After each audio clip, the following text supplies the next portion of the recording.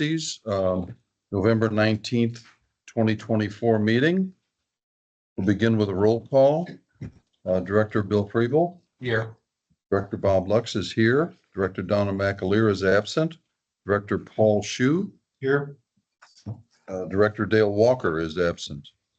We do have a quorum.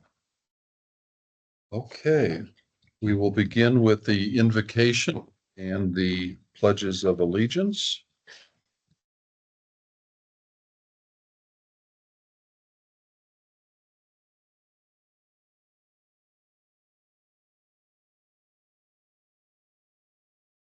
Heavenly Father, we come to you today as an assembled body. We humbly request that you bless our meeting, our community, and our nation. Help us to work diligently, always for the common good and in the best interest of those who we have been elected to represent. Guide us to be insightful and prudent in our intentions, visions, plans, deliberations, decisions, and their fulfillment. Work through us to provide a spirit of welcome to all in attendance to engage in respectful and thoughtful dialogue and discussion with understanding, wisdom, and humility. Amen. If you wish, prior to reciting the pledges, please take an additional moment of silent prayer or reflection in the manner of your preference.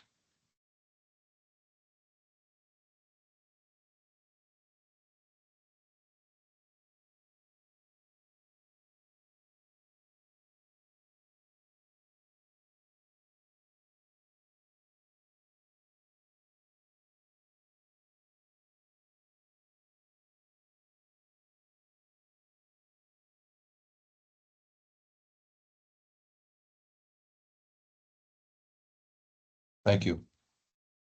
Pledge to the United States flag.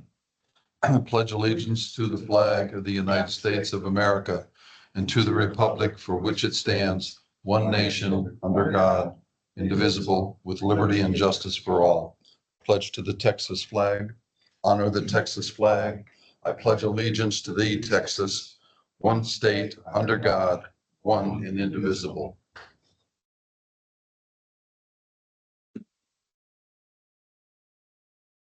Okay. Do we have any comments from the public this morning? None? Okay. That brings us to agenda item 4. Consider an act on request for adjustments to or relief from the specific charges imposed by the district. None to consider at this. Jeannie, nice to see you. None at this time. Very good. And none from taxation. Very good. That brings us to the consent agenda. Goes from pages, I believe, 1 through 12.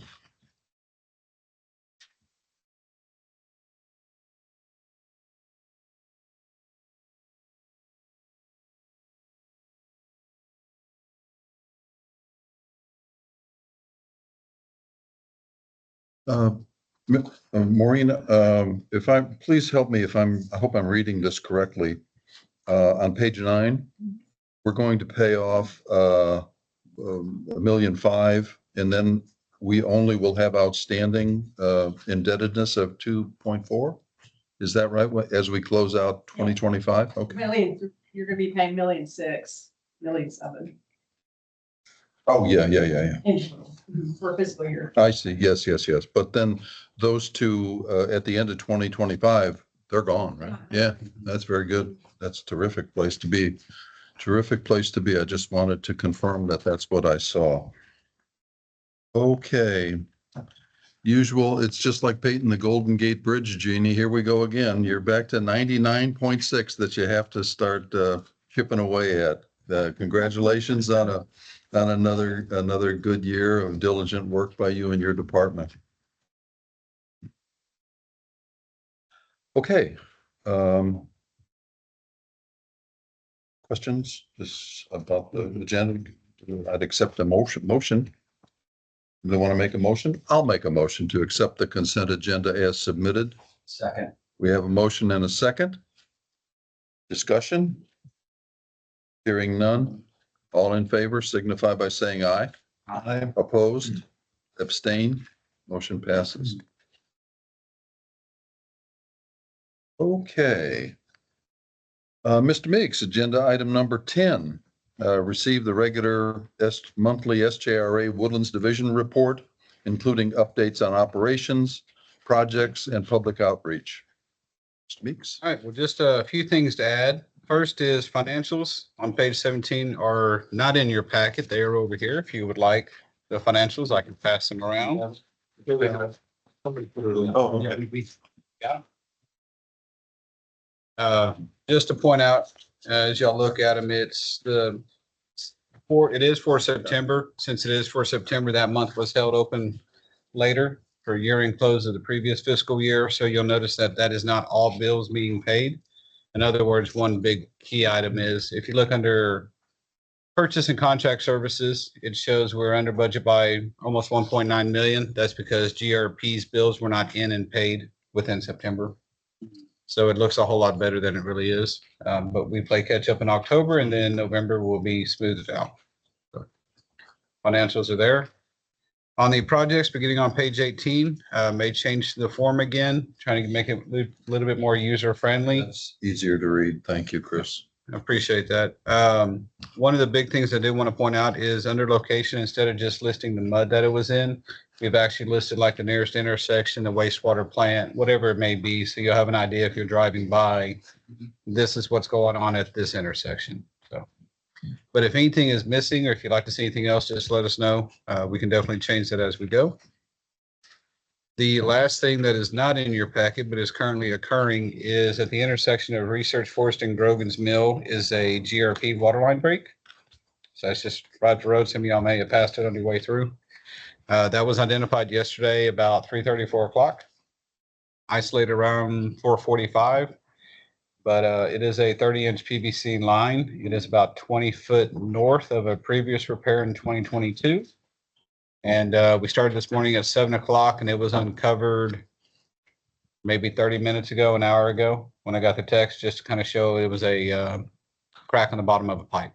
So we're currently digging it back to see how far the crack extends, and then we're going to repair it and put it back in service. When it goes back in service, keep in mind, we have to repair it, then we have to disinfect it, then we have to take a back T sample. So that's at least a 2.5 to 3 day process. So. Is this a bad idea or something that may have merit if further investigated? Would it be cost effective just to replace that with either welded steel pipe or welded pre-tension pipe, bar wrap pipe, and weld those joints as opposed to using those Megalug clamps through there? And I don't know, you've got pavement there. It could get really expensive. It could. Now, if you go through what we looked at, we went back and said, okay, where are these breaks occurring? Because there's been 5, I think, on that line since they first came in. And the only breaks are occurring where they basically deflected the pipe. They bent the pipe. And so if they would have used Megalugs, it'd still be fine. Because the other segments where they used Megalugs and they didn't force the pipe and they used, steel pipe duct and everything, they're fine. I think that one break that was over there was on a Megalug joint at elbow. The second one was. Second one. Because that one broke twice, right? The first time, pipe was deflected, bent in. The second time they used Megalugs, but they never took the full bend out. When they went back the second time, they went back with full ductile and then actually took it out and welded in all the proper fittings to get the deflection out of it. So, but that's what we're looking at, is to go through is actually more cost effective now to go through, shut down the line and replace all of those, dig up and see if all those areas where you have the bent pipe, deflected pipe, if it's actually cheaper now to go through and replace them now rather than wait for them to break. It's properly looped though, so nobody's out of water or anything. So it's not loop, it's a single line. So when this line goes down, right now our water plant 1 has no surface water, neither does Southern Montgomery County Mud, Mud 99, Oak Ridge, and Rayford Road.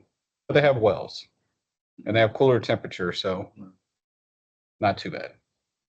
Yes, until you got in there, you wouldn't have an estimate of duration to get it back in full operating service. The one that's broken now, Yes, sir. 2.5 to 3 days. So it'll be fixed today, but we can't actually turn it back on until we've had the disinfection done and then the Yeah. back T sample But done. even doing, as you mentioned before, checking out all the other angles and what have you and deflections, you can do that in 2 and 3 days? Yeah. Oh, okay. Yeah, that's per site.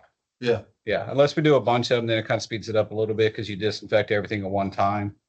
But yeah. Generally, How many areas do you believe have the deflections without the, with the current piping infrastructure? 15 to 20 15 to 20? have not been repaired. Now with this one today, it's either 14 to 19, but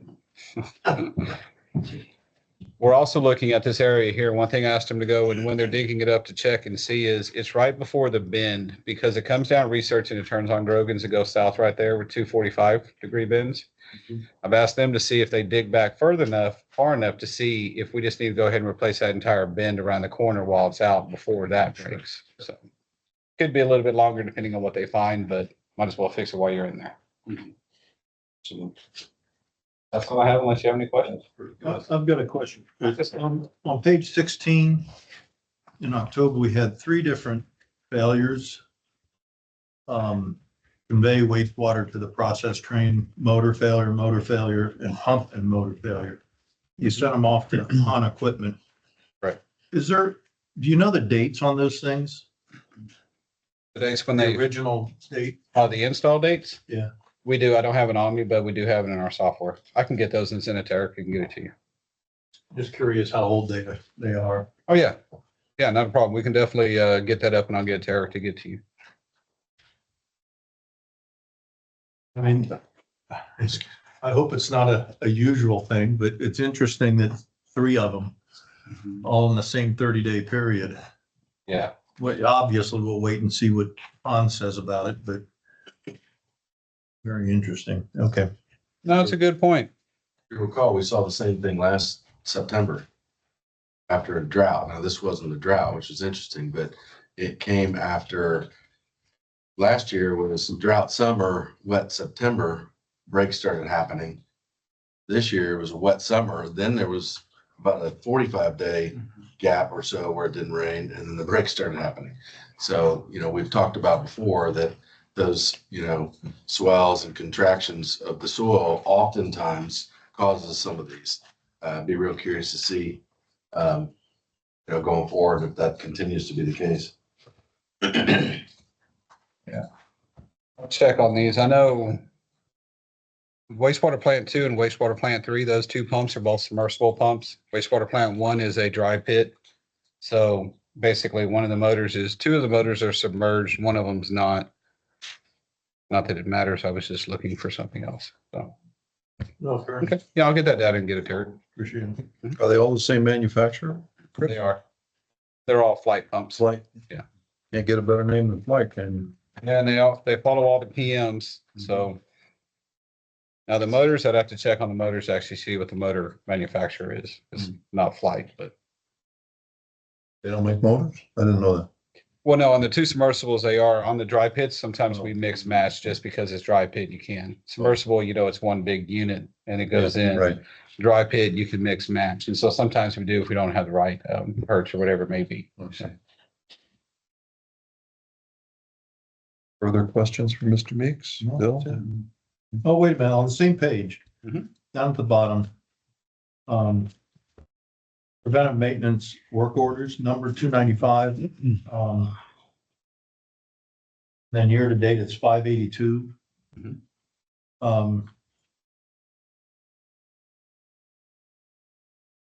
For the year to date, it says September 1 to October 30, I guess September 1 last year. Fiscal year to date. Fiscal year, Yeah. okay. September 1 through, so that's 2 months worth. 2 months worth, Yeah. yeah. Are those numbers normal? Mhm. Number of work orders, 5195.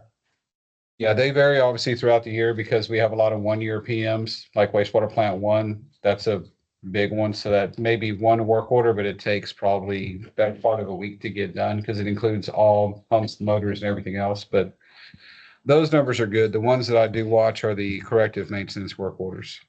Those are the ones that can take a little bit longer.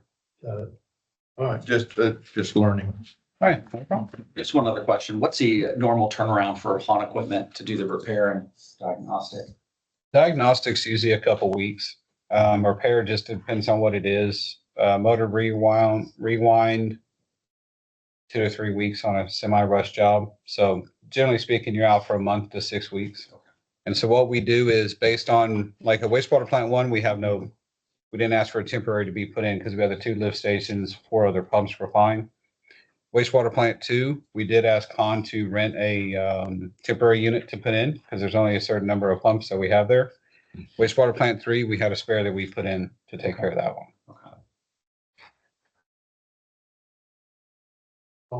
Sounds good. When I looked at this, forgive me, everybody, but could you explain these Evangeline and Jasper well logs? I mean, it looks to me like, I just want to confirm this, that despite our 50-50 blend, we're still especially the Jasper, they're still going down. Am I reading that correctly? You are, because one, you had the drought in 22 and then 23, right? And then we took these in late September, early October, after no rain for about 6 to 8 weeks. So you have those 2 impacts, but you also have a lot of the community in the surrounding area that's still using Jasper and Evangeline wells. And so the more that they use, less surface water they use, then obviously it'll drop down a little bit. We're more focused on Jasper now, aren't we? As Yeah. opposed to Evangeline? Yeah. Yeah. 85% of your water comes from Jasper. Well, 85% of your groundwater comes from Jasper.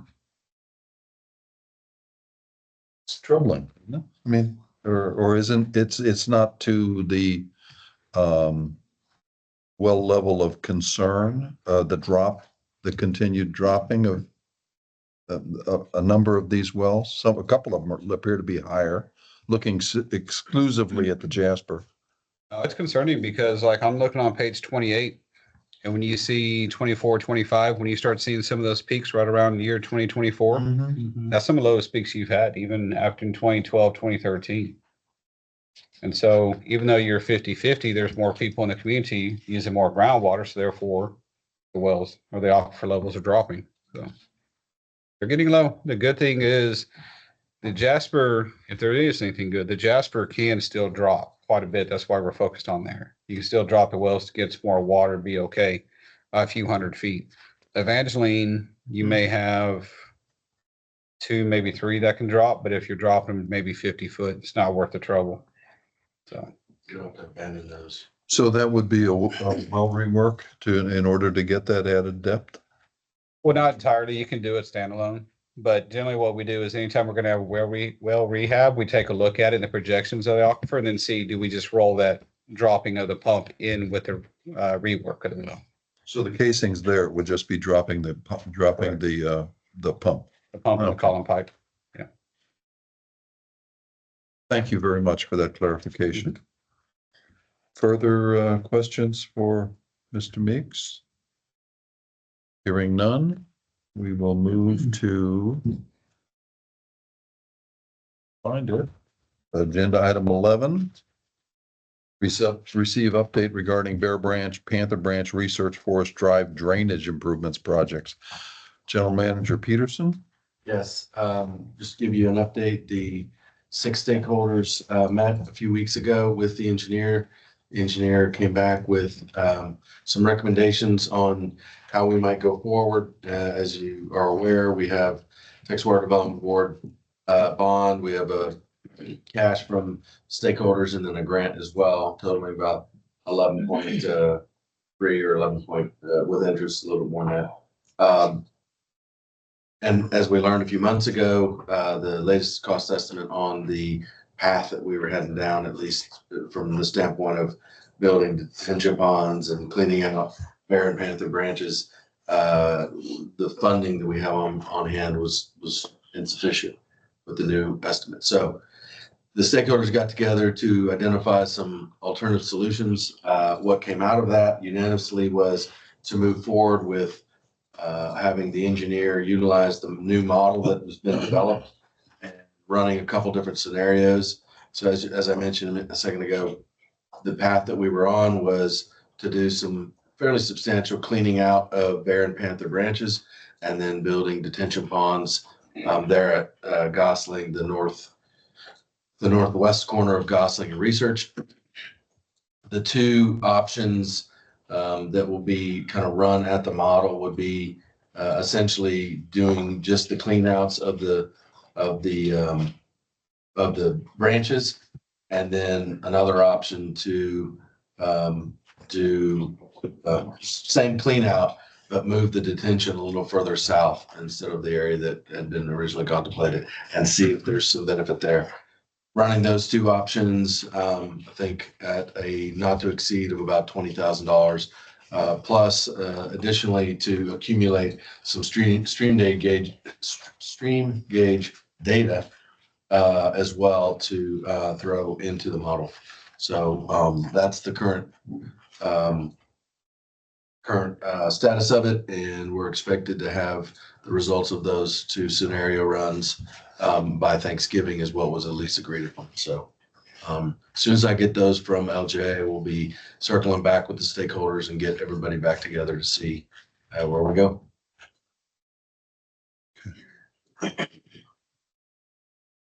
Very good. Questions? I don't know who put together, whether this is an SJRA format or whether this was done by WWA, but if you could please use that light blue, that makes the black against that darker blue a little easier to read. If you could, if that change could be made. Chris, page? it's 37. Make it look more like 18 and 19. Gotcha. Thank you. Okay.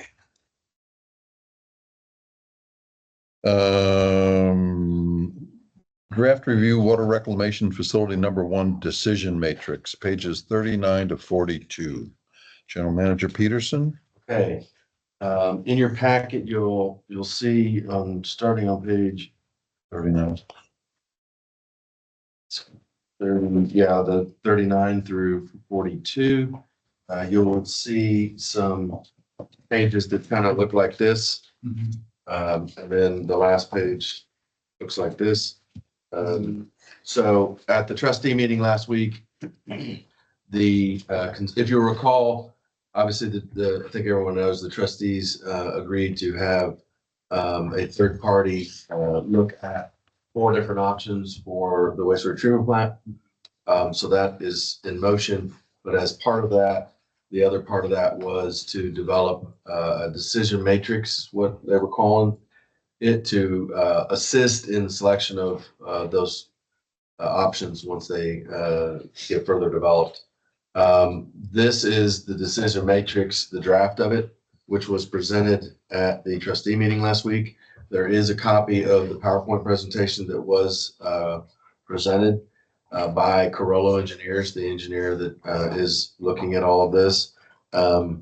Wanted to kind of just give a brief summary of what was presented. Essentially, the decision matrix consists of what they did is they developed 7 different categories of how to evaluate the plant, or the 4 options once they become complete.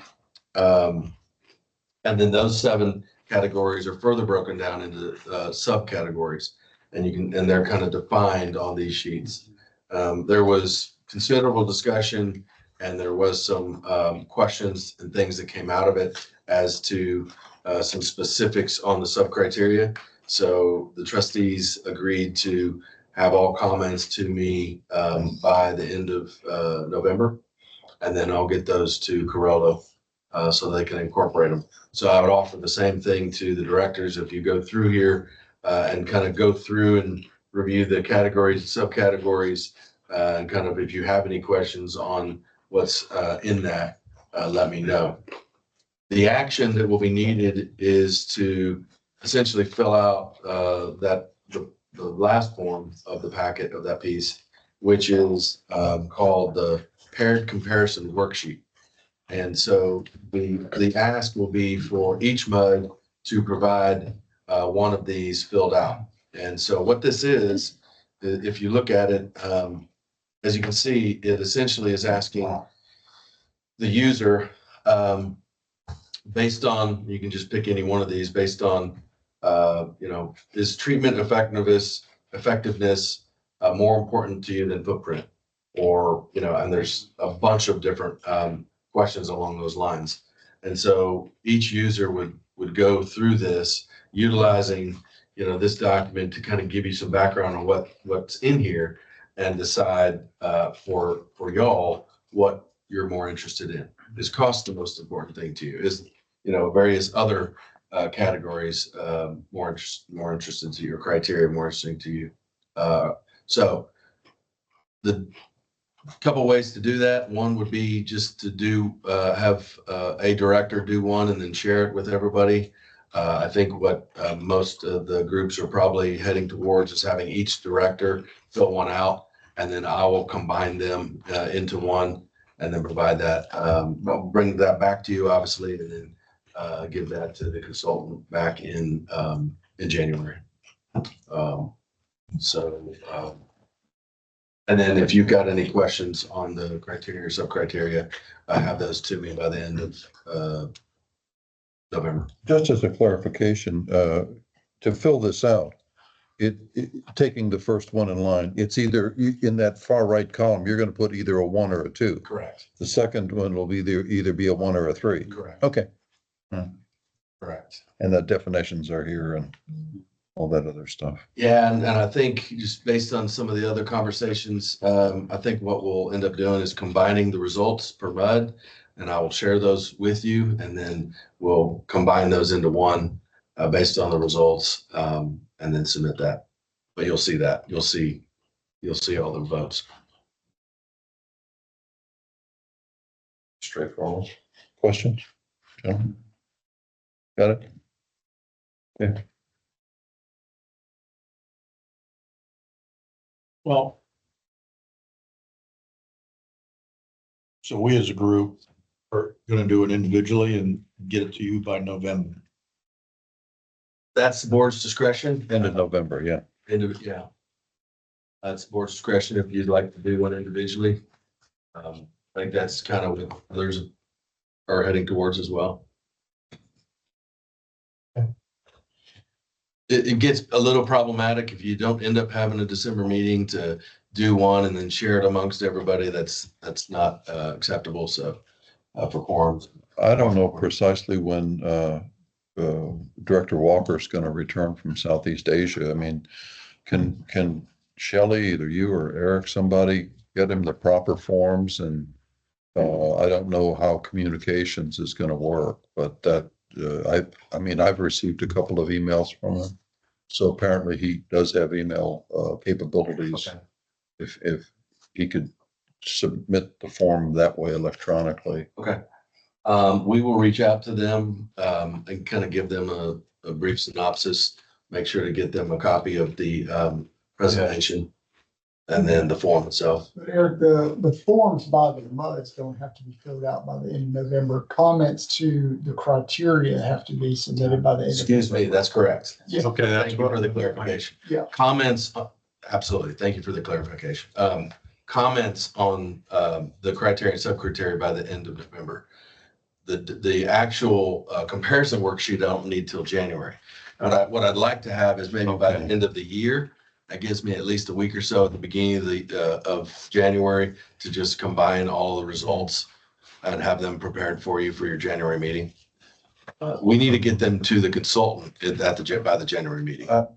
Forgive me, I don't understand what would the comments about the criteria that someone would state that they didn't think this was a satisfactory approach or what? I'm a little baffled as to what that would be.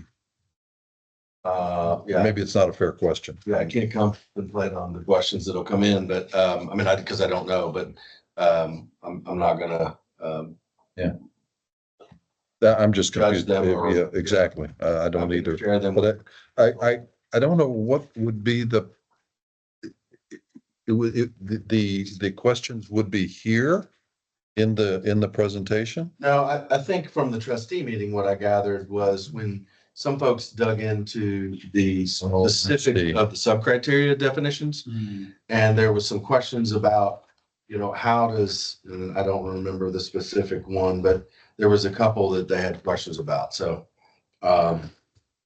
you can't really judge one versus two until you know what one means and what two means. And then there was a discussion with the trustee about the definition. what one means, or Okay. what two means in the subcategory. So that's what's getting hashed out, at least what was hashed out at the trustee meeting. And the magic around the timing is that if we have the comments in by the end of November, then the consultant can gather all those comments, make adjustments to this, get it back out.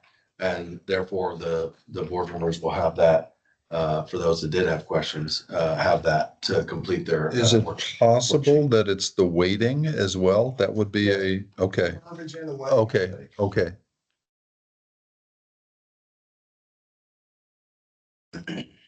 Yeah, so that brings up a good point too, is the worksheet does not go into contemplating the specific weighting of the sub-criteria.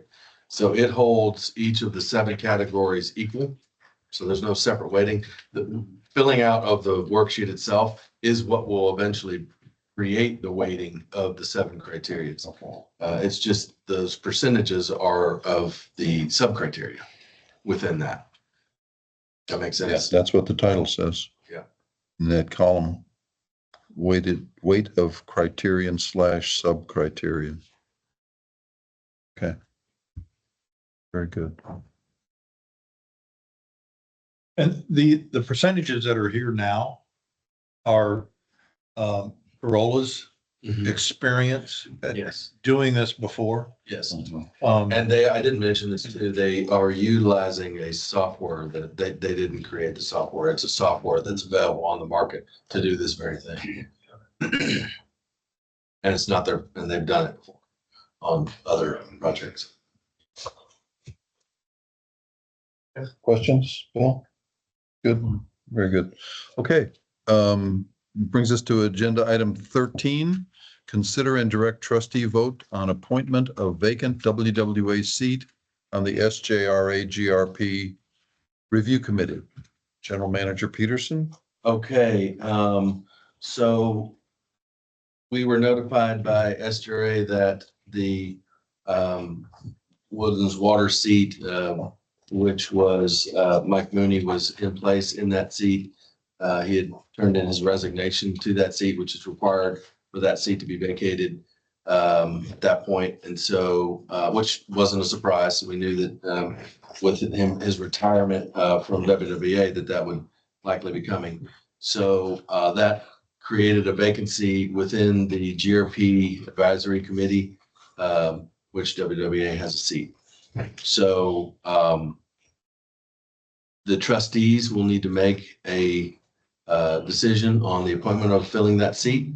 At their meeting last week, the trustees made the decision to push the discussion down to the MUDs to have further discussion on the matter with expectation that the MUDs would then direct their trustee in December to or at a future meeting to make that appointment. So I had made a recommendation to appoint our new deputy GM, who you haven't met yet, Kim Wright. And so she's here. I wanted to introduce her. And then director from MUD 7, Brad Houck, also had expressed interest in participating and being considered for that seat as well. So we put it on the agenda here at the request of the trustees. And then also both of their bios are in your packet for their background. And then obviously both of them are here to address any questions or things that you would like, or they can speak on their behalf, whichever you'd like. Very good. Very good. I'm most happy to hear from both potential candidates, if that's, is that your acceptance? Yeah. So, as Eric stated, summary about me is in the package, so hopefully you had an opportunity to look at that. I would like to just provide a little more insight about me and my philosophy as it relates to the GRP at a very high level. So, As we know, the GRP was planned and the surface water treatment plant was constructed as a solution for large volume groundwater users to achieve compliance with local rules and regulations. Although there are currently no rules and regs in place, the existing GRP contracts signed by converted and non-converted participants still remain in place. There is a responsibility of the GRP review committee members to advise in a manner that considers the needs that exist for today and for in the future. I recognize that, along with the consideration of the cost associated with meeting those needs. As a representative of the GRP review committee, I recognize the need to make available and provide the needed resources, such as affordable clean drinking water and other utilities for this fast-growing area, while also making decisions that protect our aquifers today and in the future. I say that with emphasis. There may be limitations with the existing GRP contracts that are in place with adding new participants, and no rules and regulations currently in place to drive the need or demands for surface water. However, being vigilant to think outside the box, collaboratively, cohesively, to promote efficiency and continuous increased utilization of the plant needs to occur. Although I'm not an engineer, my knowledge, background, and experiences are diverse. I am technically minded. You do not have to be an engineer to understand projects, budgets, asset management, operations, and maintenance. One must, however, be engaged in the details when required, and supported by knowledgeable resources and staff. Relationships and communications are key to making this possible. I say this with emphasis as well. My ability to serve on the GRP review committee should not be discounted due to the perception that there may be a lack of technical and/or engineering experience on my behalf. It is much, much more than that. It's big picture. I have successfully planned for and managed multi-million-dollar assets, budgets, and capital projects in multiple roles. I have collaborated significantly to achieve operational successes and to meet defined goals. This has been possible by not knowing all the answers, but through my understanding and experiences, collaboration, and by gathering accurate data that can be used in making recommendations and decision-making. I could not have done it without diversified and collaborative teams that have included strong leadership, engineers, technical staff, administrative, maintenance, operations staff, customers, legal, financial consultants, directors, and committees. I am a Woodlands Water employee.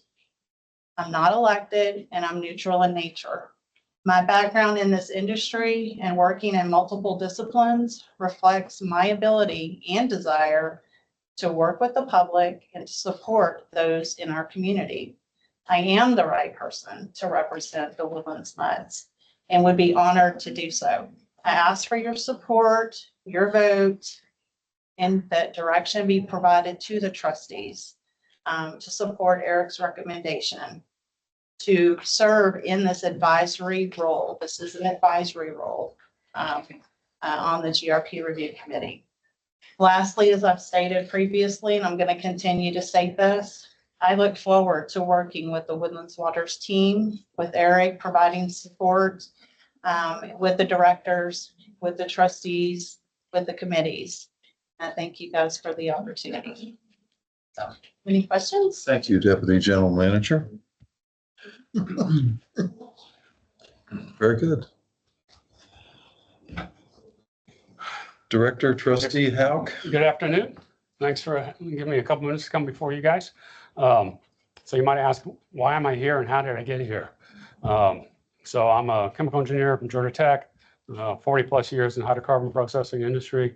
Retired in 2021 from ExxonMobil, senior technical executive. Over my career, spent a lot of time in engineering, operations, technical support for operations and research. Involved in a lot of alternative analysis, economic project analysis. When I retired, I looked around and said, okay, what do I want to get involved in? When I went into oil and gas, it was because I was tired of waiting in gas lines as a teenager to fill up my car. And gas was the critical issue. As I retired, I look around and see what's the critical issue, and I'm convinced it's water. Okay, and you certainly see that in Montgomery County. So I made a decision to get involved in water, ran for the MUD, got elected to the MUD. Then 2 years later, became a trustee. We all know what's going on in Montgomery County related to surface water and the fights that are going on. And you open up the papers and you go online, you see Montgomery County water wars. Okay, GRP is at the center of that. So a couple of weeks ago, I heard that there was an opening on the GRP. Mike had resigned his position, independent of his retirement. Just to clarify things, you don't have to be an employee. You don't have to be a trustee or a director. So serve at the willingness of the trustees. I can say wholeheartedly, if I'm elected, I will serve WWA. I will keep engaged with Eric, and I will represent all MUDs. There was some concern this morning about, well, I'm a MUD 7 guy and I'll focus on MUD 7 activities. Well, I think what's clear about surface water is it's not a MUD activity, it's a community activity. I was really impressed with the discussion you guys had this morning or this afternoon about the well levels, okay? And Chris's comment about, well, we can only do so much within the woodlands because as the community continues to use more groundwater, the well levels go down. We've got to come together as a community and figure out how to address the subsidence issue. And GRP is a key part of that. My promise to you guys, if you put me in, I'll utilize my technical training, I'll utilize my business experience, working in the for-profit industry, and work to bust through some of the constraints and find a way to run that plant up in capacity and get more surface water out to the community. You might argue, well, we need to leave it to the professionals. Well, let's be very blunt. The professionals have been in charge for the last many years, and we're still running at 50% capacity. It's time for a change. I come to you as a candidate that would support change, drive change through the GRP, help the community, and keep woodlands with plenty of available water. We can't continue with the wells going down and down, down. Okay, so your choice, status quo or change. I ask for your support this afternoon on your vote to appoint me as your representative to the GRP. Thank you. Happy to answer any questions. Thank you, Brad. No, Brad? press the button.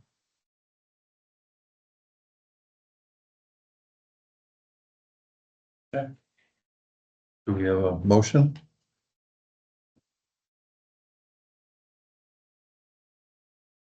So,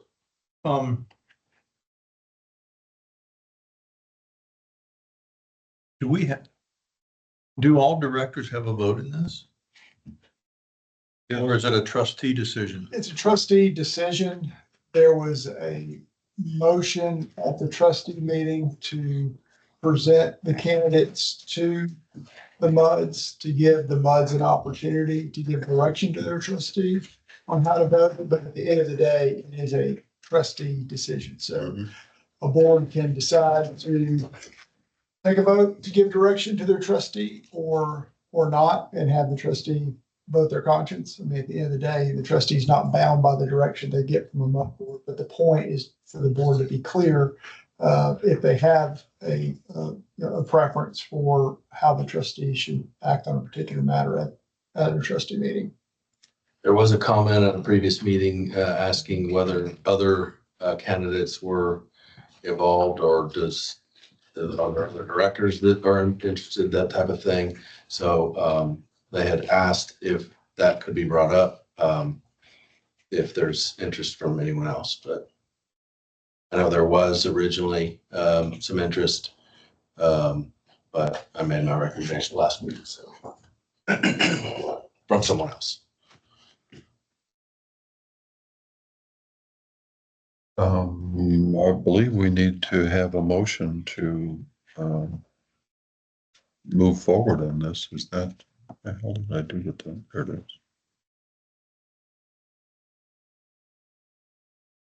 Did the same thing as I did before. Missed the page. This will be telling me the next trustee meeting in December. Oh, there it is. Yeah. Just consider and direct. So would that require a motion or just a conversational, how to? It's not required vote, no. Oh, It's up to okay. the board. If y'all want to, if Yeah. you want to do a motion and second and vote, you can, but you're not required to. Okay. I'm just thinking about the two that are missing. Yeah. I mean, yeah, we have a quorum, but They don't have their input. they don't have their input. Mhm. I don't know how we would get that at this stage of the game. They're out of town, Mm-hmm. as you brought up earlier. I don't believe we should make a vote on it without their input. input. However, we would get that as a group.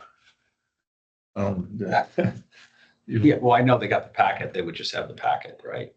They got it emailed. Mhm. So just see if they have any feedback or. Can we do that, Brian? Can we go to them outside? Well, again, it's all advisory. So Right. they don't have a proxy vote or Yeah. anything like that. You can't vote by proxy in the mud world. So I think the best you can do, if y'all have direction on a candidate, provide that to Bob, what your preference is, if you have one. And then, if Eric's able to, get a hold of the other two directors to be able to get their feedback for Bob as well, and that can be provided. And if not, then, Bob votes. So would that be considered a deferral or would that be we're not violating any quorum, walking quorum, anything else? No, because you're just if Eric gets feedback from the other two directors, he would get that directly from those two directors, and would provide their, their opinions on it to you. There would not be deliberation. You would be going straight from there to the trustee meeting and voting as you saw fit with the advisement of the viewpoints of your board members. Very good. Could Need there- further discussion? Well, could there then be a general communication, it sounds like, from you to them, but also to us, and then we just feed our viewpoint to Bob? No, that'd be. That's deliberation, yeah. You can do that. Yeah. I could share their viewpoints with Bob. No, I don't want to see their viewpoint. I'm just saying that we all communicate to Bob our viewpoint over the next 2 or 3 weeks individually. I.e. treat Bill and I the same way we're treating them. Yes, I'm Don.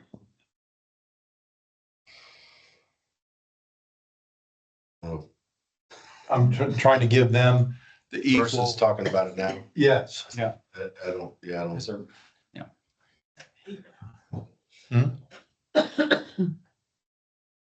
I don't legal, I don't, that's a legal question, I guess. Yeah, I'm trying to think about how that would, you're talking about giving your direction to Eric.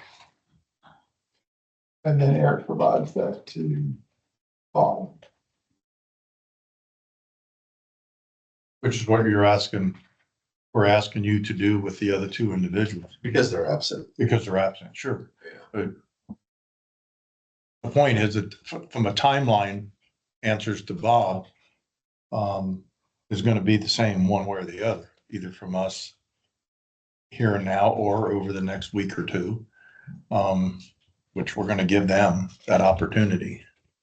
So I don't see a different, I don't understand the exact Yeah, rules on this yeah. from that perspective. I think it really comes down to the risk of deliberation. If it's purely correspondence from you to Eric, and then Eric provides it to Bob. And again, the point of that to hopefully break a potential chain of deliberation outside of a board meeting. Mhm. And basically Eric would be the firewall to prevent that essentially. Mhm. Then, I think you could operate that way, but it would have to be very, very clear among the directors to not, engage in discussion, Bob, and I know you're well versed in the Open Meetings Act, to not, follow up with any other directors about their view and what have you. It would be a one-way street, That's right. which prevents deliberation. What we want to do? I'm fine with that. Okay. Yeah. That's what we're going to do. Right. So you'll be hearing us individually. Okay. Very good. Okay, agenda item 14. Receive the attorney's, receive the general manager's report, pages 45 to 54. Yes. Wanted to give you a quick update on a couple things. There's the community work group for the water renewal of the woodlands. As the group has been established and invites have gone out for the initial meeting, which will be on 11/2. No, excuse me, 12/2 rather, December 2nd at 11:30 at the township. And so if you are the selected member, That's done. I think it was done. I believe it was, she would have received the invite for that. And then wanted to update you that I did attend the TWCA conference a few weeks ago in San Antonio. It was a good conference there. I wanted to also. Any key takeaways from that conference? Or Um, any aha moments? I would say no, probably. They changed their name. That's been a huge contemplation over the last year or so, from Texas Water Conservation Association to Texas Water Association. So that was huge, and a lot of deliberation. As far as anything else, the organization is made up of, or the members, it's quite a few regional water authorities and river authorities as well. So there's a number of different topics related to kind of some of the legality of water rights and things like that that go on. So it's good to be in the room and listen and understand kind of what's going on in that room. Obviously, we don't have our representative of water providing is through SGRA. So we kind of work closely with them to on those matters, but that's about it. I had to get a chuckle out of the milestones. You have Deputy General Manager Kim Wright at 10 days, right next to Joe Wright at 22 years. And all I thought of when I read that is, well, it's a good start. You got only 21 years. Go on. It's a good start. Last year, we talked about the idea that we needed to build a capital improvement plan or a project plan. Obviously, SGRA has one for the mechanical infrastructure and large diameter lines. We would like to develop one for our assets, which would be the smaller diameter water sewer lines, as well as the ditches and the ditch piping in the ditches. So what I have expressed to you all in the past is that a potential kind of threat of ours, which is the conditioning of the ditches and the ditch piping. We've had some cave-ins and some things over the last year that we've experienced across several muds. So long story short is we're going to be developing an assessment program that we're going to start next week. We're working closely with our maintenance contractor Champions, who just finished doing all the mowing across the woodlands. And as part of the trustees' approval of the budget or a couple months ago, we've purchased the UTV to allow us to really be more mobile and run the ditches. So we're going to start doing that next week and start with some of the known hotspots, if you will, that residents or our consultant has pointed out to us. So we're going to look at with our own eyes to see the condition. We'll likely do kind of a condition analysis, severity, which will then in turn be utilized to build the capital improvement plan and long range plan for when to kind of tackle some of these things. So more to come, but that's going to start next week. Ideally, we can run all the ditches by the end of the year. once we kind of get the logistics and the routing down, we'll be able to do it much faster in the future. But since we know we've got a lot to look at, and we have a lot of specific things to rate, we're going to spend a little extra time over the next 45 to 60 days. I expect that early next year, we will utilize that data to further develop the project plan / CIP, which my intention is to have that ready to be contemplated when the next budget cycle is looked at early next summer. So ATVs are the better way to go versus like drones. Well, we will be, there will be drone utilization as part of this, but, and it may be that we utilize those going forward in different capacities. But in terms of our initial assessment, we really want to put eyes on it to be able to get down off the unit and actually walk it. Do you have access to drones? Because I'm just saying, if there's a major storm issue, you may not be able to get access to it easily unless you have like a drone. Absolutely, yeah. We have drones capability through our consultant, our mowing consultant. They have it, and they were going to utilize some of that to help us. We are looking at other avenues for that to do it ourselves or hire a specific group to look at that. But more to come on that. I think that will likely be a part of the process going forward. But this initial step, we will be hitting the ground. Let's see. I did want to report some really good news. You've seen in your packet for almost a year now, a lingering item that was a drop structure failure. The budgeted item was about $750,000. You have a 10% share in that. To refresh your memory, if you look at the map there, in that sharp southwestern corner of the number 7 in green, you are the little 60 has a little piece of that. That's your 10%. That little yellow, down below that right there is your 10% of the ditch that basically comes off the tip of 7 right there and goes into the creek. So that's about where the drop structure failure was. Mud 7 is a 90% share participant of that. The good news is that project did recently bid. If you recall, the budgeted item for the whole thing was about $750,000, $750,000. The bid came in for the construction piece of that of $218,400. Obviously, there's some engineering and some construction oversight that will be needed, but I think we will end up coming in well under budget on that project. So great news on there. We have received a recommendation award from the engineer on that. So I will be making recommendation to proceed with that project. And work done. Why the significant variance versus the budget? I mean, that's a good variance. Yeah. I'm not complaining, but I'm just wondering.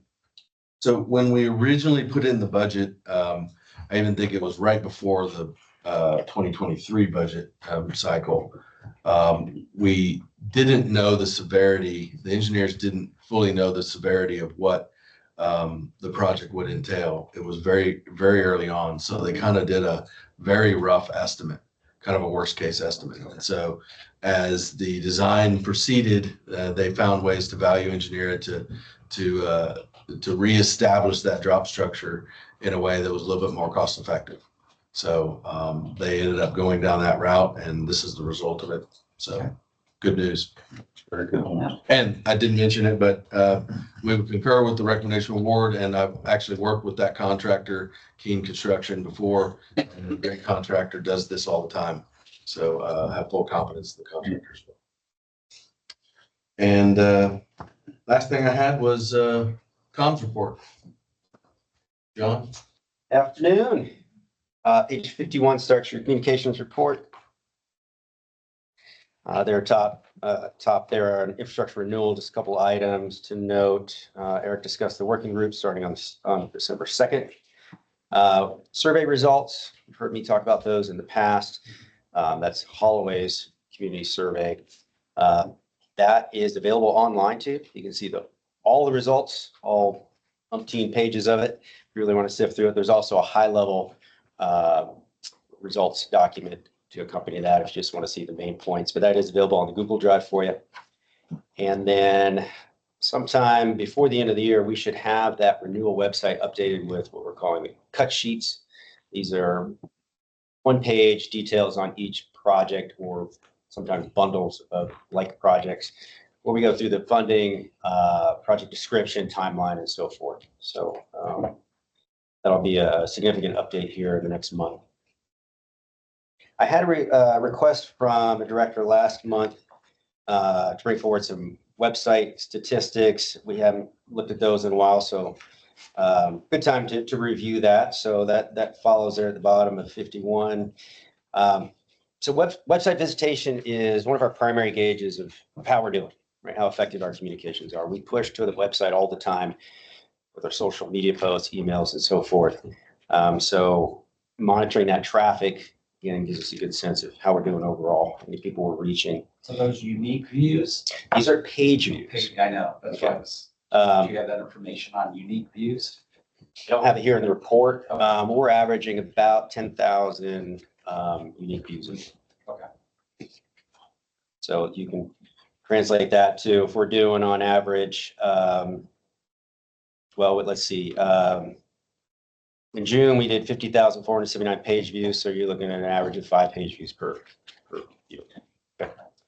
I noted the implementation of the strategic plan there at the beginning of 2023, because that's when we started really doing more stuff, right? MUD's really started investing more in communications at that point. I think we're seeing that pay off, at least according to this metric. The prior 5-year average, we were averaging 22,370 page views a month. Since that time, we've jumped by almost 75%. And that trend is continuing up. This year, 2024 alone, we're almost double the historical average at 44,465. And you can see each of our top 25 months ever there to the right. So 2024 heads that list. 2017 was Winter Storm Uri. That still is the champion at this point. But 21 of the 25 top months historically are in the last 2 years. So that's good. Very encouraging. So I think, again, the increased emphasis on communications is having an effect. That's what this suggests. Current market materials follow there, the next couple pages.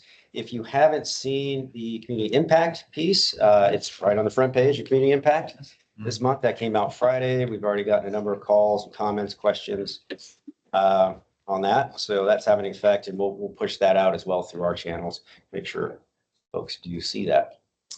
And let's see, on the page following, you got your bill ads there. The current one is on water renewal. And then the upcoming one, November's bill, has a dual message on shutting down your irrigation system for the winter to save water, have a healthier lawn, and then also reminding folks about winter sewer averaging beginning December. So that's December, January, February. We'll do a lot of messaging on that, helping folks save money by saving water throughout the winter. And then a couple more things coming up on the outreach calendar. We're going to be at the Sterling Ridge VA Festival on December 8th. And we're going to start a regular attendance at the farmer's market in Grogan's Mill. So come on out, join us. Well, I do like when you do the surveying and you see, oh, there's lack of knowledge here. We need to do better messaging around it. So I do like that feedback loop. Absolutely. That's very important in how we structure our communications, is that type of input. Thank you. Thank you, John. Anything else? That's it, Eric? Okay, that moves us to agenda item 16, the trustees report, shown on page 55 and 56. The only thing that caught my mind was, or as an update to that, motion was made and for clarification by alternate trustee director Sean Apostello. I don't know how he made the from MUD 39 made the motion to bring that back to the MUDs, and it was seconded by, do you recall, Shelley? Was that seconded by trustee Smith? I thought it was. Just for clarification of that. Check the tape. Yeah, exactly, yeah. If that's of importance, I thought it might be. I mean, how did it get here, you know? That was the motion that was earlier referenced in General Manager Peterson's report.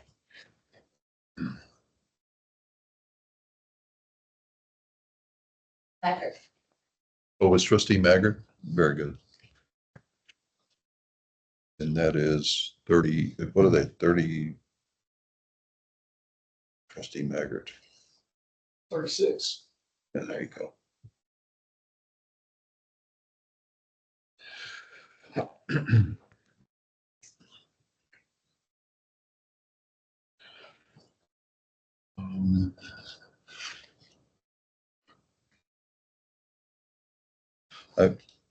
In the GRP review committee, I thought that a potential wording change to create stability and consistency in the GRP review committee heading, I would say it would maintain, because I believe it had been created by Assistant Deputy General Manager Mooney for several years, and this would be a maintenance of that stability and consistency. That would be my choice of words anyway.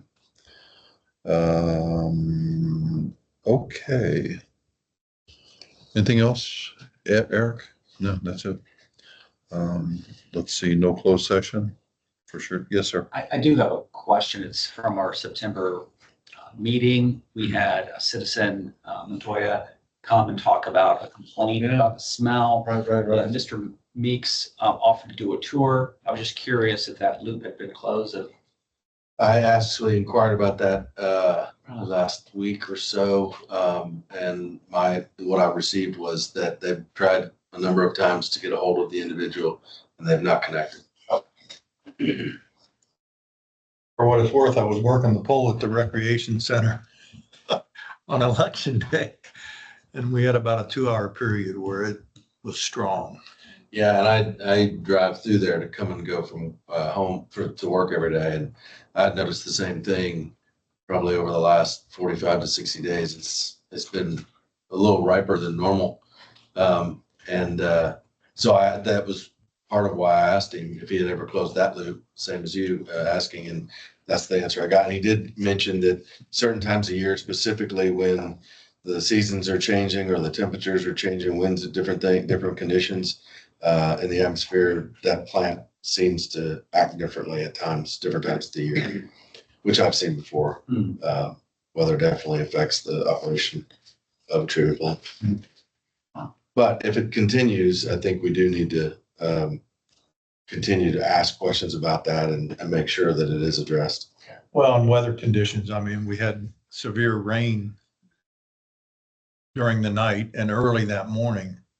And then all of a sudden that all dried out and then the sun came out, and that's when it hit us. So I don't know if that had any impact on that or not, but there's no doubt it's a 24-hour monitoring situation to figure it out probably, but yeah. I think it's something that we need to continue to monitor. Yeah, for sure. Although it's not on the agenda, I think we need to discuss whether we're going to hold a December meeting or not. I know that in the past, we've kind of left it almost game day decision. If an issue arises that requires a meeting and we have the ability to build a quorum, do it. If not, we let it go because of travel, planning, et cetera, come and going. We don't have two of our directors here that will, make us aware of their availability. So that's been kind of the way that we've done it in the past. Is that okay with y'all? That's fine. Okay, Yeah. good. And we'll communicate through, Shelley and Eric will communicate with you as to the need, with us as to the need for the meeting or not. Same, if I see a need, then I'll reach out to y'all as well. Very good. Okay. Agenda item 19, discuss matters for placement on future agendas. Is there anything that comes to mind? Okay. Meeting's adjourned. Thank you very much.